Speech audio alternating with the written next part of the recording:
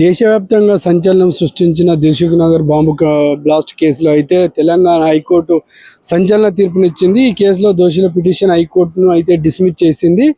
అంతేకాదు ఈ కేసులో ప్రమేయం ఉన్న 5గురికి అయితే ఉరిశిక్ష విధిస్తున్నట్టయితే ట్రయల్ కోర్టు అయితే తీర్పునిచ్చింది. జస్టిస్ లక్ష్మణ్, జస్టిస్ శ్రీ సుధాతో కూడిన ధర్మాసనం దోషులందరికీ ఉరిశిక్ష ఖరారు చేస్తూ తీర్పునైతే ఇచ్చింది.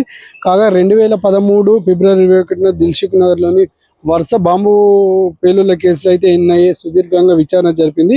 అయితే 2016 డిసెంబర్ 13 5గురు నిందితులను దోషులుగా గుర్తించి ఉరిశిక్ష విధిస్తూ ఎన్ఐఏ కోర్టు తీర్పునిచ్చింది.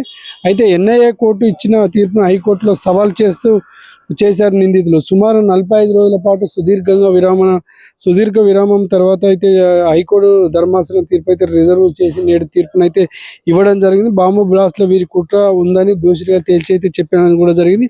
ఈ 5గురికి ఉరిశిక్ష ఖరారు చేస్తే హైకోర్టు ధర్మాసనం అయితే తీర్పు అయితే వెల్లడించడం కూడా జరిగింది. గతంలో చూసుకున్నట్లయితే 2013 ఫిబ్రవరి 21న అయితే దిల్సుఖ్ నగర్లో జెండపల్లి ఒక బాంబు అయితే దిల్సుఖ్ నగర్ బస్ స్టాండ్కి ఎదురుగా, మరో బాంబు అయితే 150 మీటర్ల దూరంలో అయితే కోనార్క్ థియేటర్కు ఎదురుగా అయితే ఈ బాంబు బ్లాస్ట్ కేసు అయితే జరిగింది. ఇందులో దాదాపు 18 మంది చనిపోగా 130 మంది అయితే గాయాలయ్యి పేలుళ్లకు ముఖ్య సూత్రధారిగా యాసిన్ బక్తల్ ఎన్ఐఏగా అప్పుడు అతనితో పాటు ఇంకో 4 ఉరిశిక్ష ఖరారు చేసింది. ఎన్ఐఏ కోర్టు దానిపై నిందితులు హైకోర్టులో పిటిషన్ వేశారు. దానిపైన వాదోపవాదాలు అయితే పూర్తి జరగడం తర్వాత ఈ రోజు అయితే హైకోర్టు సంచలన నిర్ణయం విడుదలైతే చేసి 5గురికి అయితే ఉరిశిక్ష వేస్తున్నట్లయితే తెలంగాణ హైకోర్టు అయితే తెలిపింది. 2013 ఫిబ్రవరిలో దిల్సుఖ్ నగర్ సాయంత్రం 7 గంటలకు బస్టాండ్ ఎదురుగా ఒక బాంబు బ్లాస్ట్ అయితే జరిగింది. కొద్ది క్షణాల వ్యవధిలోనే మరొక 150 మీటర్లు అయితే టిఫిన్ బాక్స్లో బాంబు ఉందని నిందితులు ఈ ఇండియన్ ముజాహిద్ సంస్థ ఘటనకు పాల్పడ్డారు. ఇందులో 18 మంది చనిపోగా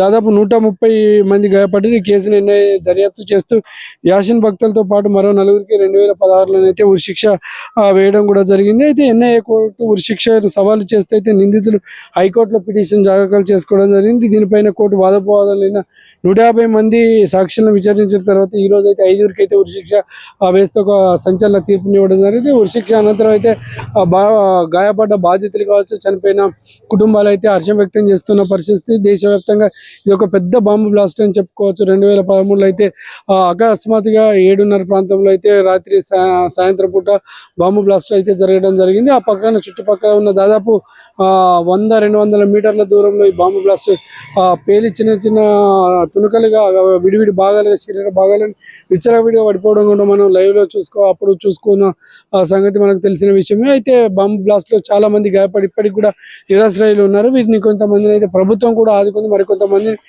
ప్రభుత్వం ఆదుకోలేదు. ఇప్పటికీ కూడా వికృత జీవులుగా ఎంతో మంది ఉన్నారు. 130 మందికి దాదాపుగా వికృత జీవులుగా పడి ఉన్న పరిస్థితి మనం చూసుకోవచ్చు. 18 మంది అకస్మాత్తుగా అక్కడే చనిపోయిన పరిస్థితి కనబడుతుంది. అయితే ఇది దేశంలో అతిపెద్ద బాంబు బ్లాస్ట్ అని చెప్పుకోవచ్చు. ఈ బాంబు బ్లాస్ట్ తర్వాత ఇండియన్ ముజాహిద్ సంస్థను అయితే పట్టుకోవడం, ఇప్పటికీ ప్రధాన నిందితుడు అఖ్తర్ పాషా అయితే పరారీలో ఉన్నట్టయితే మనకు తెలుస్తుంది. తనని ఇంతవరకు అయితే 2013 అంటే దాదాపుగా 12-13 సంవత్సరాలైనా కూడా తనని ఇంతవరకు అయితే పట్టుకున్న పరిస్థితి అయితే కనబడతలేదు. దీనివల్ల ఇప్పటికే చాలా మంది ఇబ్బంది పడుతున్నారు. చాలా మంది గాయపడ్డ కుటుంబాలు కావచ్చు, చనిపోయిన కుటుంబాలు అయితే చాలా బాధపడుతుంది.